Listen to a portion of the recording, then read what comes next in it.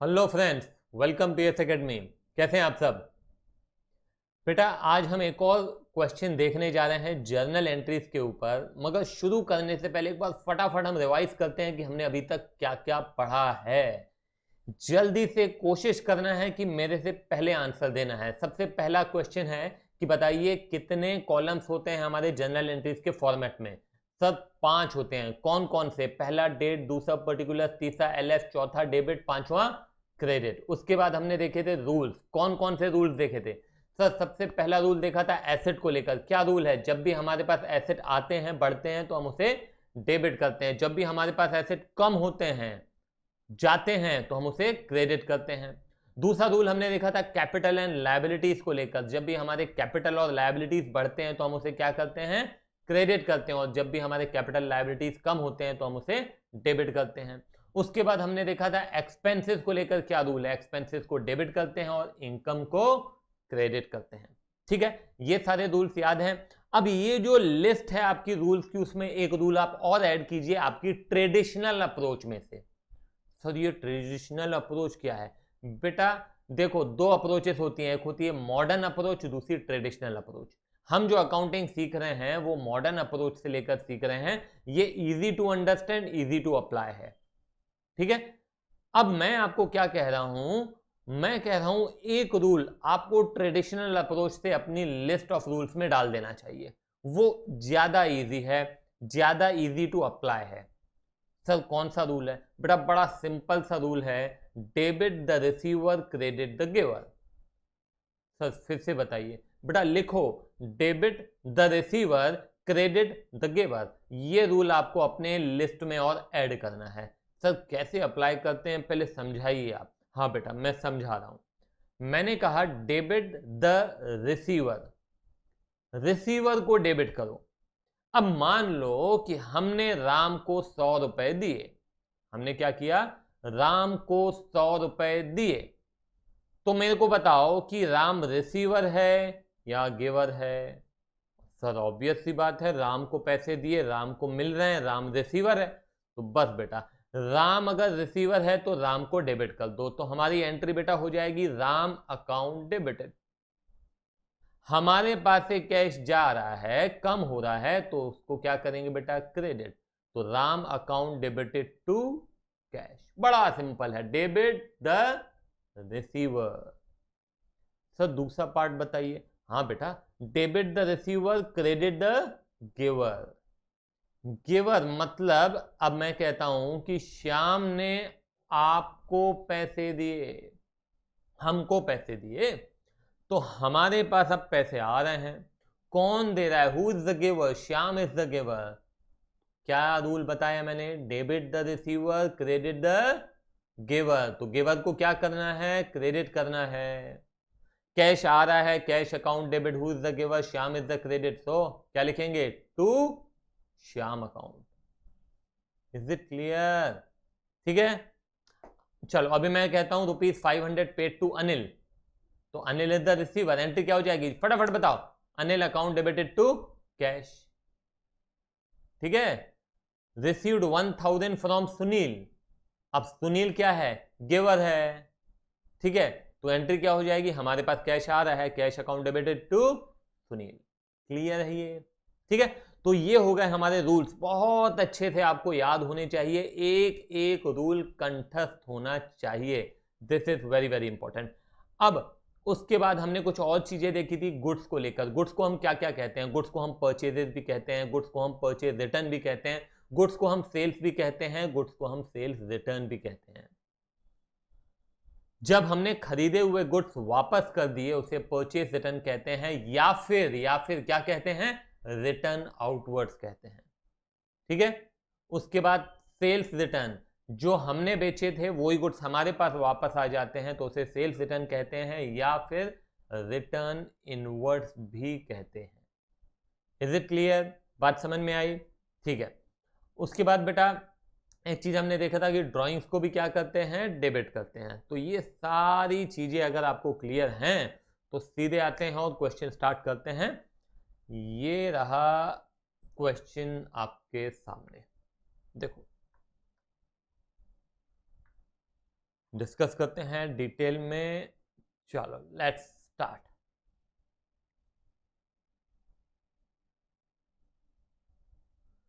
Amitabh started business with cash.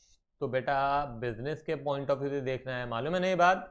तो business के point of view से देखेंगे तो कैश आ रहा है, कैश आ रहा है, ठीक है भैया, कैश आ रहा है तो कैश अकाउंट डेबिटेड। ठीक है, कौन लेके आ रहा है? ओनर लेके आ रहा है बेटा, ओनर लेके आता है, उसे क्या कहते हैं सर? कैपिटल कहते हैं। मतलब कैपिटल भी बढ़ रहा है। हाँ सर, कैपिटल भी बढ़ रहा है। तो कैपिटल को क्या करते हैं सर? क्रेडिट करते हैं जब बढ़ता है तो। बिल्कुल सही। कैश बढ़ रहा है तो कैश को डेबिट करते हैं, कैपिटल बढ़ता है तो कैपिटल को क्रेडिट करते हैं। हर क्वेश्चन में आम तौर पे पहला पहला ट्रांजैक्शन बेटा यही होता है, स्टार्टेड बिजनेस विथ कैश। तो यहां पे मैं लिखूंगा to capital. Amount is how much? 80,000। ठीक है, हाँ सर बिल्कुल ठीक है। चलो बेटा, उसके बाद है purchase furniture from modern furnitures for cash. हाँ बेटा, अब ये एक ऐसा ट्रांजैक्शन है जिसमें कुछ बच्चे गलती करते हैं। कुछ बच्चे गलती करते हैं। क्या गलती करते हैं मैं बता रहा हूँ आपको, ध्यान से देखो। हमने क्या खरीदा? फर्नीचर खरीदा, बहुत बढ़िया, फर्नीचर खरीदा, एसेट आ रहा है, सीधी सी बात है, क्या करेंगे फर्नीचर को? सर डेबिट करेंगे, बिल्कुल सही, फर्नीचर अकाउंट डेबिट किया। अब फर्नीचर आपने खरीदा तो मॉडर्न फर्नीचर से है, मगर ध्यान रहे कि आपने कैश में खरीदा है। आपने कैश में खरीदा है बेटा, सीधी सी बात है, आपने फर्नीचर खरीदा और कैश आपके पास से गया। फर्नीचर आया, कैश गया। क्या कह रहा हूं मैं? फर्नीचर आया, कैश गया। मॉडर्न फर्निचर्स का नाम अपनी बुक्स में नहीं लिखेंगे। सर क्यों नहीं लिखेंगे? बेटा नाम लिखने के पीछे पर्पस होता है। या तो आपने पैसे लेने होते हैं किसी से, या तो किसी को पैसे देने होते हैं, इसीलिए आप नाम लिखते हैं। बाकी नाम लिखने का कोई मतलब नहीं है। आप गए किसी किराना स्टोर पे, आप उधार में खरीदेंगे ना, तो आपका नाम वो रिकॉर्ड करके रखेंगे कि इस व्यक्ति से मेरे को पैसे लेने हैं, भूल ना जाएं। मगर आप कैश में खरीद के आएंगे तो आपका नाम नहीं लिखा जाता है। Getting my point? बेवजह किसी का नाम नहीं लिखते हैं। तो एंट्री क्या हो जाएगी? बड़ी सिंपल है बेटा, furniture, furniture account debited to cash account. ठीक है, ये बेटा अकाउंट लगा लिया करो आप। हाँ, कितना अमाउंट है? 10,000। उसके बाद आइए, डिपॉजिटेड इन बैंक, बैंक में डिपॉजिट किया बेटा, बैंक में डिपॉजिट किया मतलब हमारे पास से कैश गया, बैंक में बढ़ रहा है। बैंक हमारे लिए एसेट है। एक नज़र ये है, एक नज़रिया ये है देखने का। दूसरा नज़रिया है बैंक इज द रिसीवर। आप गए और बैंक में डिपॉजिट कर दिया तो बैंक इज द रिसीवर, तो यू कैन डेबिट बैंक। एक नज़रिया ये है। दूसरा नज़रिया ये है कि बैंक हमारा एसेट है और बैंक क्या हो रहा है? बढ़ रहा है बैंक में पैसा। तो जब एसेट बढ़ता है तो क्या करते हैं? डेबिट। बैंक एसेट बढ़ रहा है, कैश एसेट कम हो रहा है यहां से, क्योंकि हमारे पास से तो जा रहा है, बैंक में बढ़ रहा है। समझ में आ रही है बात? तो आपको जो तरीका कन्वीनियंट लगता है वो अप्लाई कीजिए। हाँ, मगर दोनों को साथ साथ मत लेके चलो, जो आपको पसंद आ जाए। ठीक है, तो bank account debited to cash account, कितना? 30,000। ठीक है, चलो उसके बाद है परचेज गुड्स फॉर कैश। हमने क्या किया? गुड्स कैश में खरीदे। तो ये तो कोई दिक्कत ही नहीं है भाई, कैश में खरीदे तो क्या दिक्कत हो सकती है? हाँ, तो कैश में खरीदे यदि, कब खरीदे हैं? ये हमने 6 मई को खरीदे हैं। ठीक है, तो गुड्स खरीदे हैं, ऑब्वियस सी बात है, गुड्स आ रहे हैं, गुड्स को गुड्स नहीं कहेंगे, क्या कहेंगे? परचेजेस। परचेजेस अकाउंट डेबिटेड, क्योंकि गुड्स आ रहे हैं, गुड्स बढ़ रहे हैं हमारे पास से, और क्या जा रहा है? कैश जा रहा है, cash account. Amount is how much? 5,000। तो ये मैंने 5,000 लिख दिया। ठीक है, कोई दिक्कत? Purchase goods on credit from Hari. हमने क्या किया? गुड्स खरीदे हैं।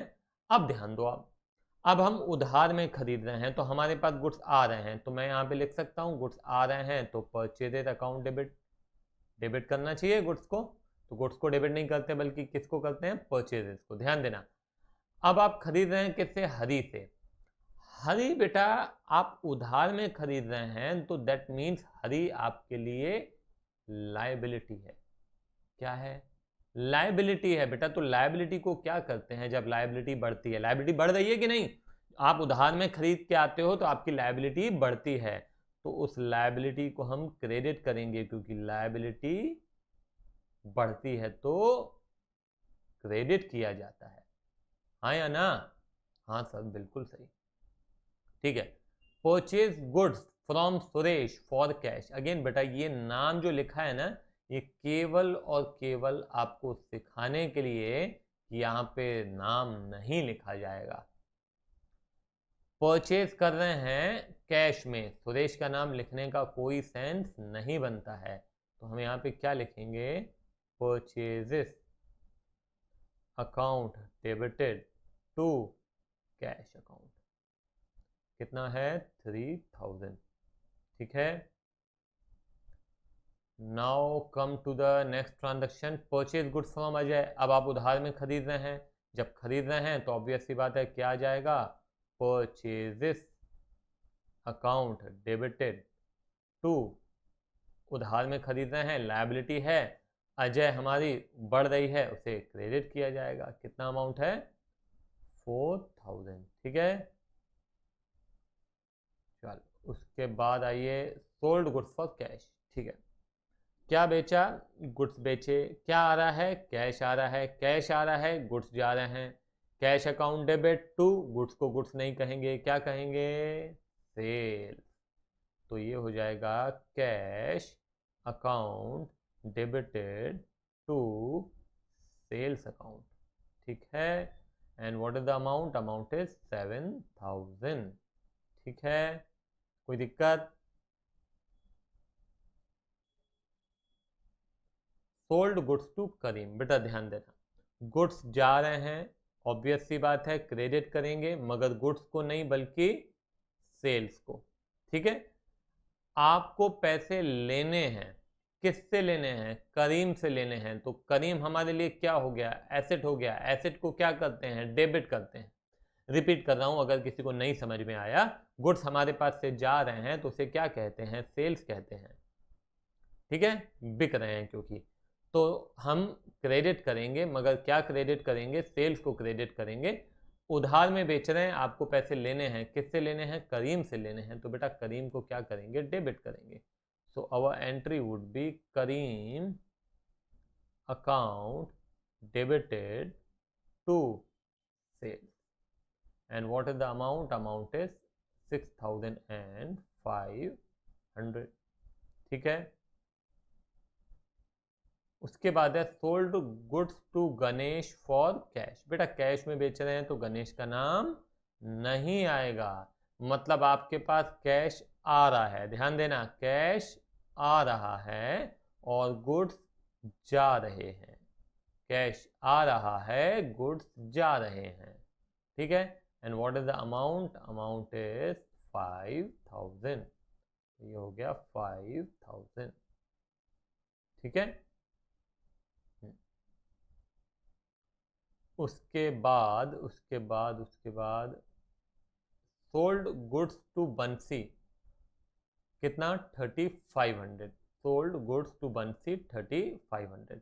तो बंसी को गुड्स बेचे हैं, अब अगेन उधार में बेच रहे हैं, तो बंसी से पैसे लेने हैं, जिससे लेने हैं उसका अकाउंट डेबिट करेंगे, और गुड्स जा रहे हैं तो टू सेल्स लिखेंगे। कितने के गुड्स हैं बेटा, 3500 के गुड्स हैं, ये लो 3500 के गुड्स। ठीक है, withdrew from bank for office use. बेटा देखो, बैंक से पैसे आप दो पर्पस के लिए विड्रॉ करते हैं, एक ऑफिस के लिए मतलब बिजनेस के लिए, और दूसरा जो है वो है पर्सनल यूज।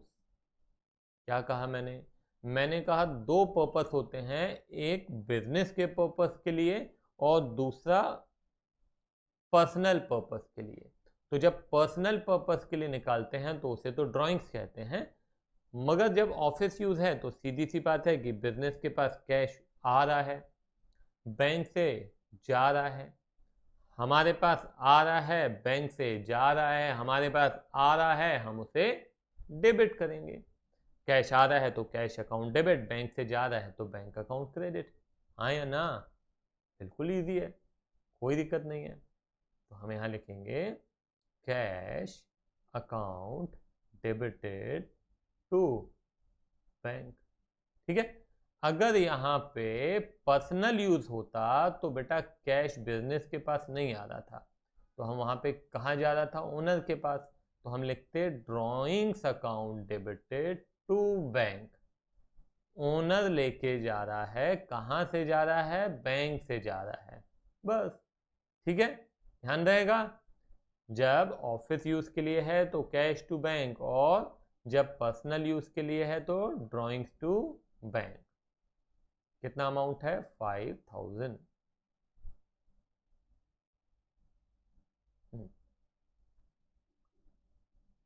उसके बाद ध्यान देना, Karim paid on account. Karim paid on account मतलब करीम ने पैसे दिए हैं, इसका मतलब ये ही है, इसके अलावा कुछ भी नहीं है। तो करीम ने पैसे दिए हैं, ध्यान देना। कैश आ रहा है, who is the giver? Karim is the giver. Rule क्या है? बोलो बोलो। Debit the receiver, credit the giver. बोलो, फिर से बोलो। Debit the receiver, credit the giver. तो करीम इज द गिवर। क्या लिखेंगे बेटा? बोलो। Cash account debited to Karim. ठीक है, कितना अमाउंट आ रहा है हमें? 5000। तो ये मैंने लिखा 5000। ठीक है, क्लियर है ये? हाँ। उसके बाद है पेड रेंट फॉर रेसिडेंट्स। ओहो, ये क्या है बेटा? ध्यान देना, रेसिडेंस ओनर का है, बिजनेस का नहीं है। और रेसिडेंस का रेंट बिजनेस का एक्सपेंस नहीं हो सकता है।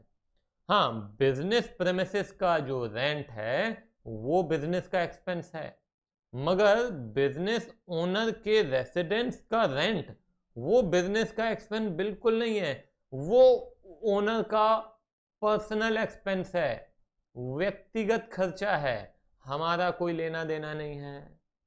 हमारा लेना देना इस बात से है कि वो यहां से पैसे लेके जा रहा है, वो बिजनेस में से अपना पर्सनल रेंट दे रहा है।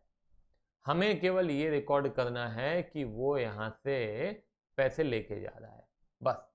और हमें इससे इससे ज्यादा कोई मतलब नहीं है। ये ध्यान रखने वाली बात है। और ये एक ऐसे इस प्रकार की ट्रांजैक्शंस में बच्चे गलती करते हैं। बच्चे क्या करते हैं? ओनर के पर्सनल एक्सपेंसेस को रिकॉर्ड करने बैठ जाते हैं। बेटा ये गलती कभी नहीं करनी हमको।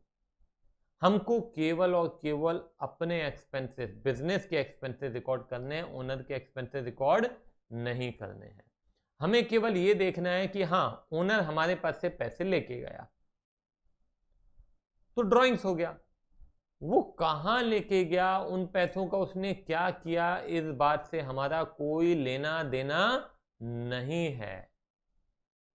ठीक है, हमारा लेना देना केवल और केवल इस बात से रहेगा कि वो हमारे पास से पैसे लेके जा रहा है। ठीक है, तो हम यहाँ पे क्या लिखेंगे बेटा? रेंट एंड कुछ नहीं लिखेंगे, वो हमारे पास से पैसे लेके जा रहा है। We will write drawings account debited to cash. कितना लेके जा रहा है? ये लेके जा रहा है 6000 रुपए। बेटा किसी भी चीज के लिए ध्यान देने वाली बात है, गलती करेंगे नहीं तो आप एग्जाम में किसी भी चीज के लिए पैसे ले जाए हमें मतलब नहीं है, हम उसको ड्राइंग से लिखेंगे। ठीक है, purchase the cycle for the son. अब बताओ, हमारे यहाँ पैसे हैं बिजनेस में, वो लेके और साइकिल लेके दे रहा है अपने बेटे को, हमें क्या मतलब? वो यहाँ से पैसे लेके जा रहा है ना, हम ड्राइंग्स लिखेंगे, बस। Drawings account debited to cash. आई बात समझ में? तो गलती नहीं करनी है। Paid to Ajay in settlement of his account. ओहो, ठीक है, अजय को सेटलमेंट में ठीक है ठीक है ठीक है, सेटलमेंट। अब ये सेटलमेंट बहुत इंपॉर्टेंट है, आपको बहुत अच्छे से ये चीज़ समझ में आनी चाहिए। मैं आपको बहुत डिटेल में अच्छे से एक्सप्लेन कर रहा हूँ, बस आपको ध्यान से सुनना है बेटा कि ये सेटलमेंट क्या होता है। सुनो, मैं आपको एग्जांपल दे रहा हूँ, ध्यान से सुनिएगा। मान लो कि आपकी एक स्टेशनरी शॉप है, आप एक दिन होलसेल मार्केट में जाते हैं और वहाँ से कुछ गुड्स उधार में लेके आते हैं, ठीक है। आपने एंट्री पास कर दी, परचेजेस अकाउंट डेबिटेड टू, जिससे उधार में खरीदा उसका नाम है राम, ठीक है। हमने लिख दिया purchases account debited to Ram. Goods खरीदे 105 रुपए के, ठीक है। राम आपकी लायबिलिटी है, राम आपकी लायबिलिटी है, ध्यान दीजिएगा बहुत अच्छे से। अब ये लायबिलिटी कैसे आई? ये क्रेडिट किया। जब भी आपको किसी को पैसे देने होते हैं ना बेटा, हम उसका अकाउंट क्या कर देते हैं? क्रेडिट कर देते हैं। क्रेडिट करने से हमको पता चलता है कि हाँ, इसको पैसे देने हैं। अब जब कभी भी देखोगे ना राम अकाउंट क्रेडिट है, तो आपको समझ में आ जाएगा कि हाँ, राम को पैसे देने हैं, ठीक है। अब होता क्या है कि यदि आप राम को पैसे दे देते हो तो एंट्री क्या करोगे? राम का अकाउंट डेबिट करोगे कि नहीं? Because Ram is the receiver. तो हम कुछ इस प्रकार से लिखते हैं आमतौर पे, Ram account debited to cash 105। अभी क्या हुआ? ये क्रेडिट किया था। क्रेडिट क्या बता रहा था? क्रेडिट ये बता रहा था कि राम को 105 रुपए देना है। जब भी आप देखेंगे राम अकाउंट क्रेडिट लिखा हुआ है, एक ही एंट्री है राम अकाउंट क्रेडिट, तो ये बताता है, इसको हम कहते हैं क्रेडिट बैलेंस। आगे लेजर हम पढ़ेंगे तो और ज्यादा अच्छे से समझ में आएगा, मगर अभी भी आपको समझ में पूरा आ जाएगा। ये राम अकाउंट क्रेडिट है, इसका मतलब है कि राम को पैसे देने हैं। कितने पैसे देने हैं? 105 देने हैं। जब आप पैसे दे दोगे तो क्या हो गया? राम अकाउंट डेबिट हो गया। तो यहां पे क्रेडिट और डेबिट दोनों क्या हो गया? इक्वल हो गया। इक्वल हो जाने का मतलब है कि अब कुछ भी देने की जरूरत नहीं है, न राम को कुछ देना है न राम से कुछ लेना है। जब भी राम को देना होगा तो उसमें कुछ न कुछ क्रेडिट दिखेगा, ठीक है ना। अभी ध्यान देना, हाँ। अभी मैं कहता हूं कि आप जाते हैं और 105 रुपए नहीं देते हैं, मैं कहता हूं, ध्यान देना, ये मैं रब कर रहा हूं। मैं कहता हूं कि राम को आप 105 नहीं देते हैं। आप जाके और राम को रिक्वेस्ट करते हैं कि राम भाई आप हमसे 105 रुपए मत लो, 100 रुपए ही लो और हमारा अकाउंट बंद कर दो। राम कहता है, भाई ऐसे कैसे अकाउंट बंद कर दें? 100 रुपए देके 105 का अकाउंट बंद कैसे कर दें? क्या ये पॉसिबल है? हाँ भाई हाँ, बिल्कुल पॉसिबल है। हम उससे डिस्काउंट मांग रहे हैं। हम कह रहे हैं कि हमको 5 रुपए का डिस्काउंट दे दो राम भाई। ओहो, डिस्काउंट मांग रहे हैं, तो डिस्काउंट हमारे लिए क्या हुआ? इनकम है, एक्सपेंस है, क्या है? हम मांग रहे हैं। ऑब्वियस सी बात है, हमें डिस्काउंट हमारे लिए इनकम है, तभी तो हम मांग रहे हैं उससे। हमारी बचत हो जाएगी, हमारा फायदा हो जाएगा यदि राम हमको डिस्काउंट दे देता है तो। मतलब आप ये चाहते हैं कि 105 रुपए का डेट का आपका कर्जा आप 100 रुपए देके क्लियर कर दें? हाँ, बिल्कुल यही चाहते हैं। तो इसका मतलब ये है कि हम ये चाहते हैं कि राम अकाउंट डेबिट 105 हो जाए 100 रुपए देके। हाँ या ना बोलो। मगर ये पॉसिबल तो नहीं है। क्यों पॉसिबल नहीं है? क्योंकि हमें मालूम है जितना डेबिट करते हैं उतना ही क्रेडिट करते हैं। हमारे पास से कैश जा रहा है 100 और हम सेटल करना चाहते हैं 105, ये तभी संभव है जब हमको मिल जाए डिस्काउंट। इसे कहते हैं बेटा डिस्काउंट रिसीव्ड। ऐसा करने से हम क्या कहते हैं कि फुल सेटलमेंट हो गया, हमारे अकाउंट का पूरा सेटलमेंट हो गया, अकाउंट बंद हो गया। बात समझ में आ रही है कि नहीं आ रही है? ठीक है, तो अब आ जाओ यहां पे, paid to Ajay in settlement of his account of 3800। तो अजय का अकाउंट देखो पहले, तो आप ये देखो, परचेज गुड्स फ्रॉम अजय 4000। आप देखो यहाँ पे हमने कब खरीदा है, 12 मई को। चलो 12 मई पे आइए, अजय अकाउंट क्रेडिट दिख रहा है। अजय अकाउंट क्रेडिट का मतलब क्या है, अजय को 4000 देना है। अब आप अजय को कितना अमाउंट दे रहे हैं, 3800 दे रहे हैं, और क्या कर रहे हैं, अकाउंट सेटल। बात समझ में आ रही है? तो अकाउंट सेटल कर रहे हैं, तो कैसे सेटल होगा बेटा, जब आप डेबिट कितना करेंगे, 4000 ही करेंगे, तभी तो सेटल होगा। जब क्रेडिट 4000 है तो डेबिट भी 4000 होगा, तभी सेटलमेंट होता है, उसके बिना सेटलमेंट नहीं होगा। तो कैश हमारे पास से गया कितना बेटा, 3800। तो यहाँ पे हम क्या लिखेंगे, हमको क्या मिला, डिस्काउंट मिला, तो डिस्काउंट रिसीव। आई बात समझ में? ठीक है बेटा, थोड़ा भी डाउट है ना, इसको आप पीछे ले जाइए और उसको अच्छे से समझिए। तो बस बेटा यहीं पे ख़त्म करते हैं, बाय बाय।